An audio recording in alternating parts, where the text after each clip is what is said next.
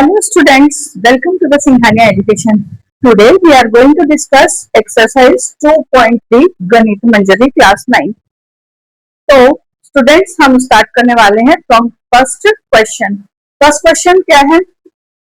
A student has a rupees 500 in her saving bank account and she gets rupees 150 as a pocket money.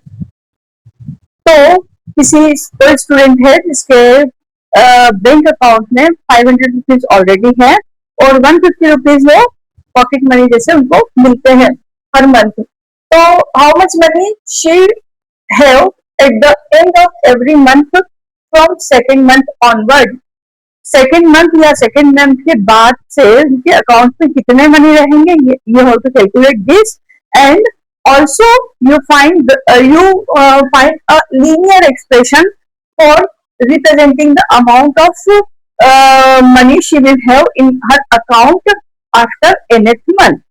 nth month के बाद में उसके account में कितने money होंगे उसके लिए हमको क्या करना है, एक linear expression भी फाइंड करना है. तो let us start the solution.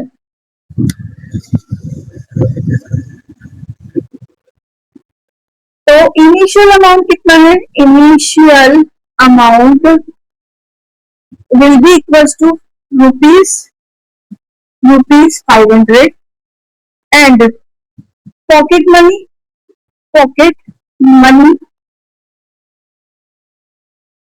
कितनी है? रुपीज 150. नाउ हम कैलकुलेट करते हैं total amount in her bank account after 1 month. 1 month के बाद कितने मनी होंगे? तो हम इसको कैसे कैलकुलेट करेंगे? Initial money plus pocket money जो पहले मंथ मिलेगी. तो इनिशियल मनी कितनी है? 500 rupees. This will be equals to 500 plus pocket money कितनी है? 150. This will be equals to 650 rupees. Now we will calculate this money for 2 months. For second month. तो second month के लिए क्या होगा? Initial money plus pocket money. Initial money कितनी है? 500 rupees. एक मंथ के लिए पॉकेट मनी मिलती है 150. 2 मंथ के लिए पॉकेट मनी कितनी होगी? 150 into 2. So we can write here 150 into 2 and this will equals to 500 plus 300 and this will come out to be 800 rupees. इसी तरह से we can calculate for money third month. Third month के लिए हम अगर calculate करेंगे तो what would happen? Initial money plus pocket money. Initial money will be 500 and pocket money will be 3 into 150 and this will come out to be 500 plus 450 and this will be equals to 950 rupees. So after third month she has 950 rupees in her bank account. अब हमें निकालना है nth month के लिए expression. तो nth month के लिए expression हम निकालेंगे तो क्या करेंगे? Total amount after nth month will be equals to initial money plus pocket money. Initial money will be equals to 500 और nth एक मंथ के लिए पॉकेट मनी है 150. तो nth मंथ के लिए कितनी होगी? 150 इंटू n. तो 150 into n and this will come out to be 500 plus 150 n.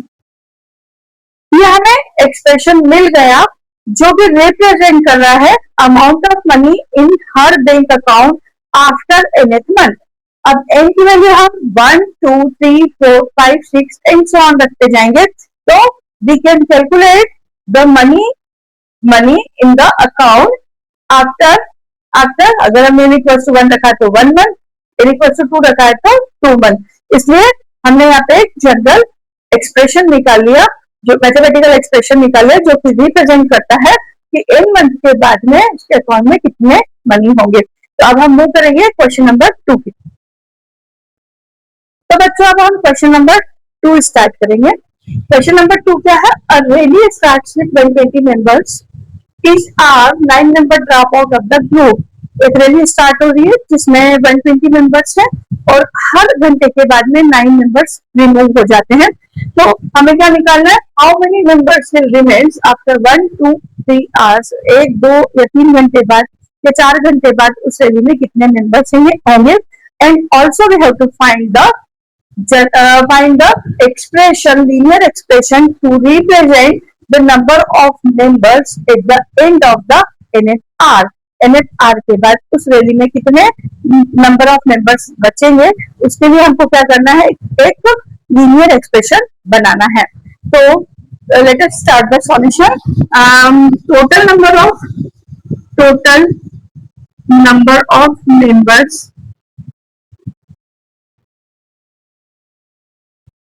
in rally at starting point ना कितने होंगे? 120 members।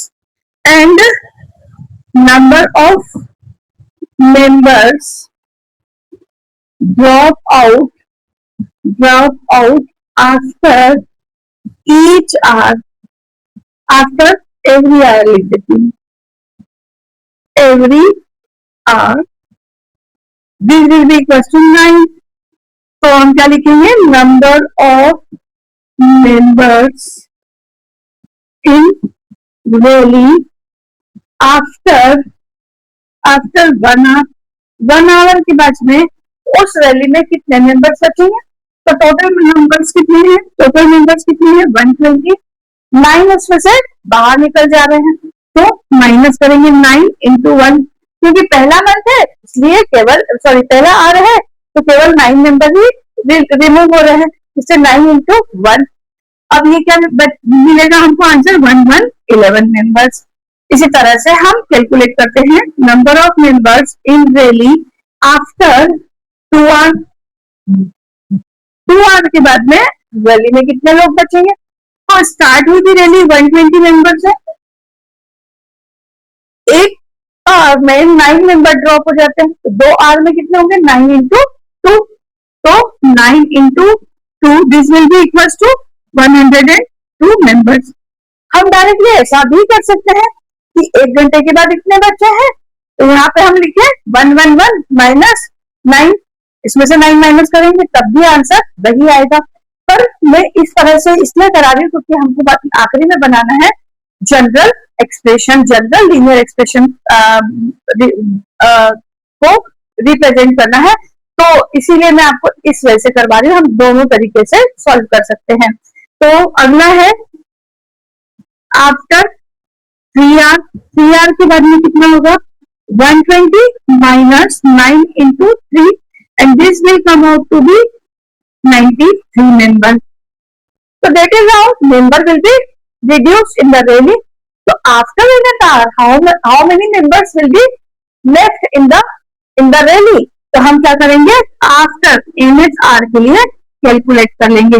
For NHR, after NHR, for नहीं, आफ्टर NHR तो कितने मेंबर बचेंगे?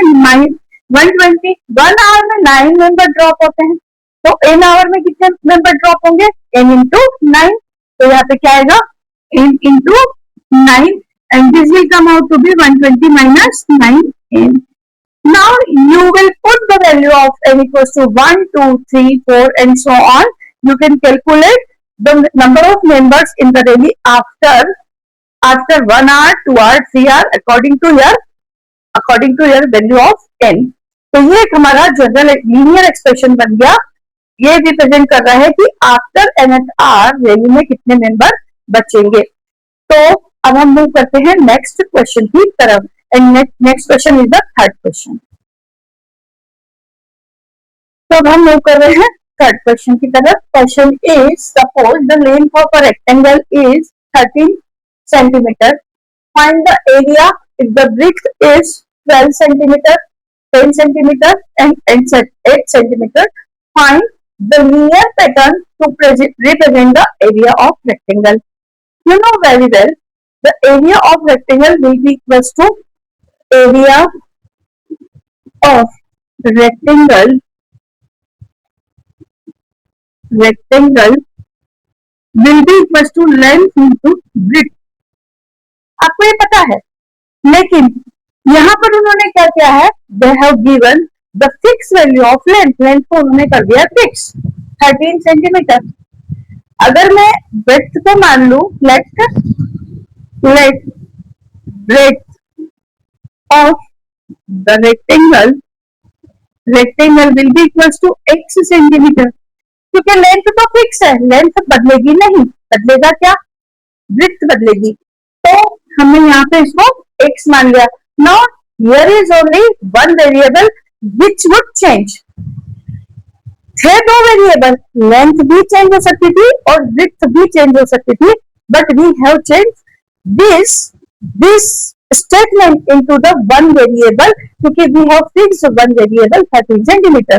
मतलब हमने क्या किया, इसकी जो लेंथ है वो 13 सेंटीमीटर फिक्स कर दी.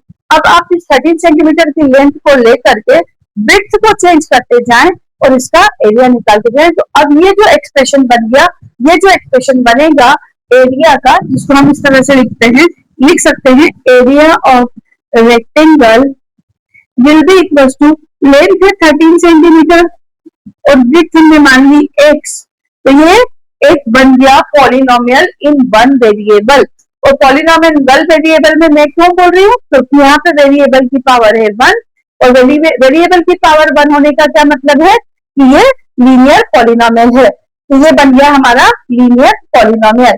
अब हम ये हमारा जनरल एक्सप्रेशन भी बन गया, जनरल लीनियर पैटर्न भी बन गया, क्योंकि मुझे लीनियर पैटर्न पहले बनाना पड़ा, तो मैंने लीनियर पैटर्न भी बना दिया. इसी को हम क्या बोलेंगे, linear pattern for the area of this rectangle which length is 13 centimeter and width can be changed.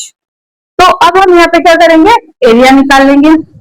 Area हमको अलग अलग कंडीशन दी है. Area of rectangle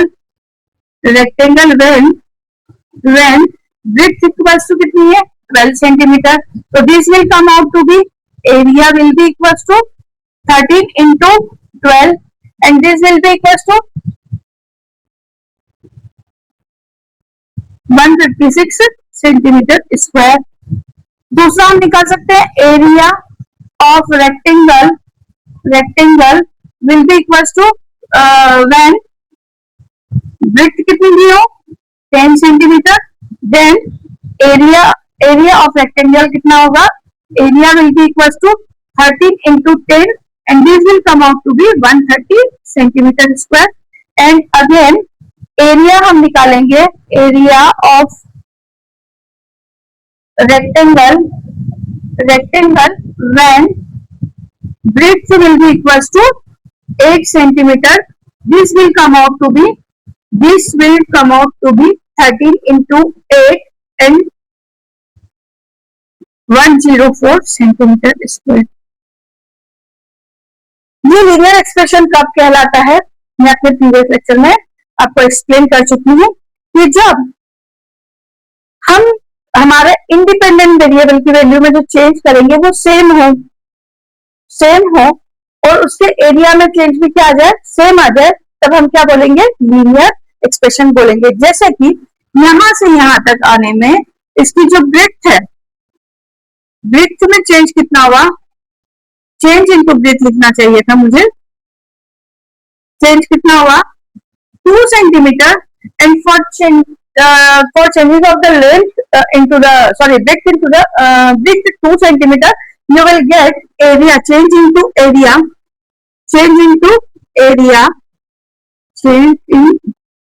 area will be equals to 156 minus 130, मतलब आपको आ गया 26 सेंटीमीटर स्क्वायर का चेंज. अगर यहां से यहां गए तो भी चेंज इन विड्थ कितना हुआ 2 सेंटीमीटर और change into change in area will be equals to 130 minus 104. This will come out to be 26 centimeter square. Same change of the breadth gives the same change into the volume. तो इस तरह के expression को हम क्या बोलते हैं? जब भी चेंज यूनिफॉर्म आता है तो इस तरह के चेंज को हम बोलते हैं लीनियर एक्सप्रेशन. तो हमको ये भी शो करना था कि एक लीनियर चेंज है. तो इस तरह से हमने इस क्वेश्चन को कंप्लीट कर लिया. अब हम मूव कर रहे हैं क्वेश्चन नंबर 4 पर. वो भी इसी तरह का क्वेश्चन है. तो अभी ये रेक्टेंगुलर बॉक्स है, क्योंकि तो क्वेश्चन में बॉक्स भी बना है, इसलिए बॉक्स बनाया है.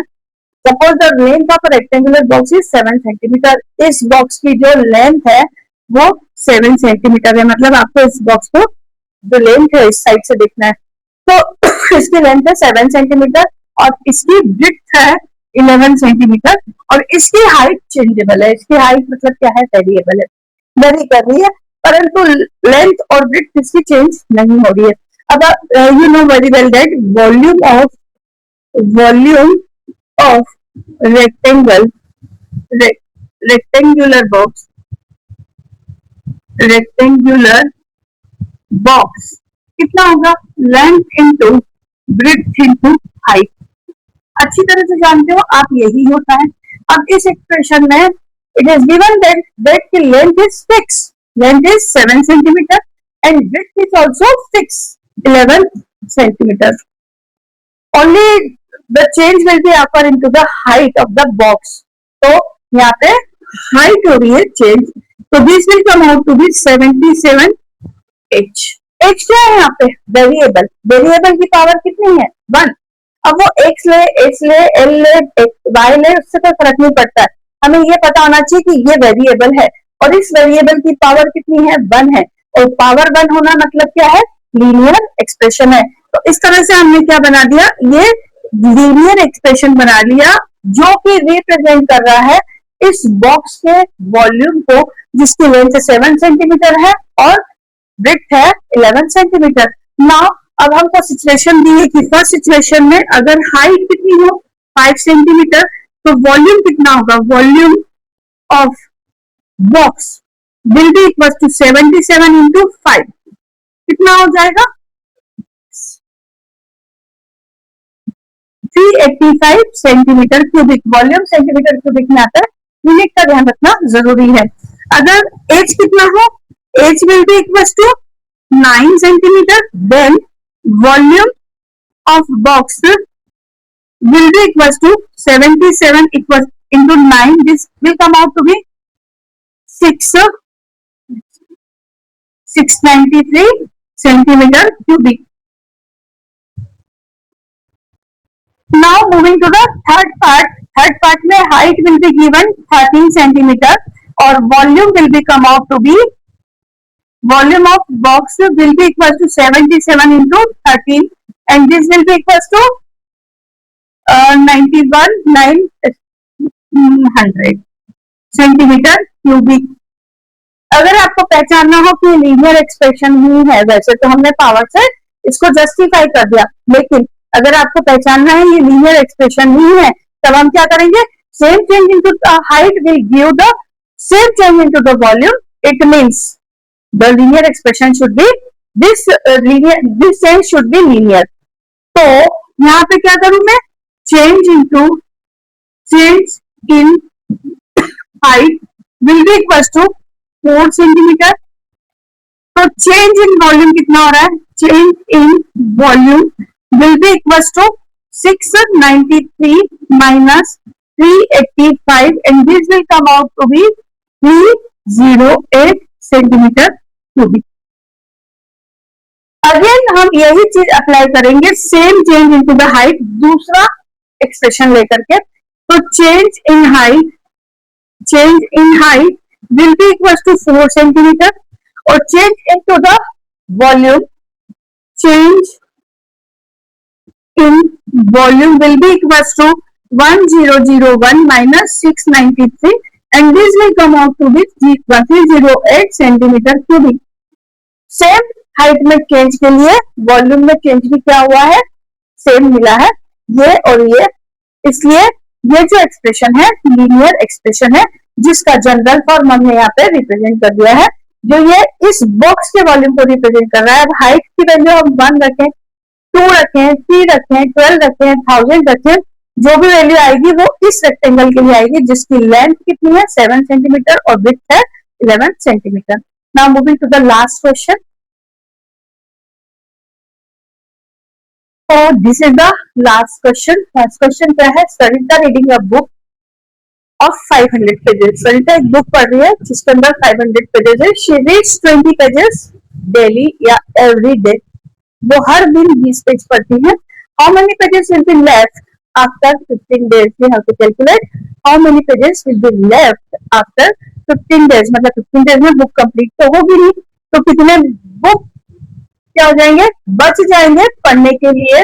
And express this as a linear pattern. We have to express this as a linear pattern.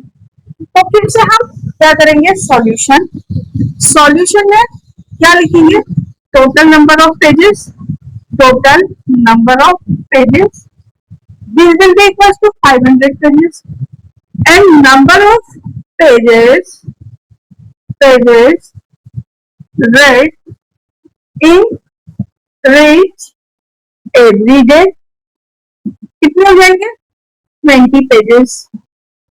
अब यहाँ पे हम निकालेंगे नंबर ऑफ पेज रिमेन्स या number of page left after 1 day। 1 day के बाद कितने पेज बचेंगे? 500 पेजेस में से 20 पेजेस हैव बीन रेड। यहाँ पे आएगा हैव बीन रेड। तो 20 pages have been read. Left वाले कितने बचेंगे? 500 माइनस 20 मतलब 480 pages. Again number of pages left after 2 days। After 2 days तो 500 पेजेस तो टोटल है। 1 day में 20 पेज पढ़ते हैं, तो 2 days में कितने पेज पढ़े जाएंगे? 2 into 20। तो this will come out to be 500 minus 40 and 460 pages. Again, this can be calculated for after 3 days। 3 days के बाद में 500, 1 day में 20 पेजेस पढ़े जा गए हैं, तो 3 days में total pages have been read is 3 into 20, and this will come out to be 500 minus 60, and this will be equals to 440 pages. That is how you can calculate the pages left after n days. So pages left after nth days, n days, this will come out to be 500 minus pages has been read 20 in a day. Therefore, in n days it has been read n into 20. तो यहाँ पे n into 20 page पढ़े जाएंगे 20 n days में। तो बचे हुए कितना जाएंगे? 500 में से n into 20 को माइनस कर देंगे, तो this will be equal to 500 minus 20n. Now you will put the value of n here 1, 2, 3 and you can calculate the number of pages left after that particular value of n days value. तो हम इस तरह से ये एक general expression calculate कर चुके हैं। अब हम ये भी कैलकुलेट कर सकते हैं कि कितने दिन में ये बुक पूरी की पूरी पढ़ ली जाएगी। अगर ये बुक पूरी की पूरी पढ़ ली जाएगी तो कितने पेजेस बचेंगे लेफ्ट? 0। तो हम क्या लिखेंगे? नंबर ऑफ पेजेस लेफ्ट कितने? 0 होंगे। तब n की वैल्यू क्या होगी? तो हम इस एक्सप्रेशन से ये भी कैलकुलेट कर सकते हैं। तो यहाँ पे क्या होगा? 0 will be equals to 500 minus 20n. Now you will calculate the value of n. So 20n will be equals to 500 and n equals to 500 upon 20 and this will be give 25 days. मतलब 25 days में ये book completely पढ़ ली जाएगी। आप calculate करके भी देख सकते हो कि 20 पेज एक दिन में पढ़े जाते हैं, तो 25 दिन में कितने पेज पढ़ जाएंगे? 50 into 25 इंटू 20 500, तो 500 पेज आपके 25 दिन में कंप्लीटली पढ़े जा सकते हैं, मतलब ये बुक कब फिनिश हो सकती है 25 दिन में। ये मैंने एक स्टेप आगे चल के आपको समझाया है कि हम इस तरह से भी कैलकुलेट कर सकते हैं कि ये बुक कब फिनिश हो जाएगी। That is how you can calculate the question. Now moving to the next book exercise 2.4 in next lecture. तब तक के लिए thank you for coming to the Singhani Education.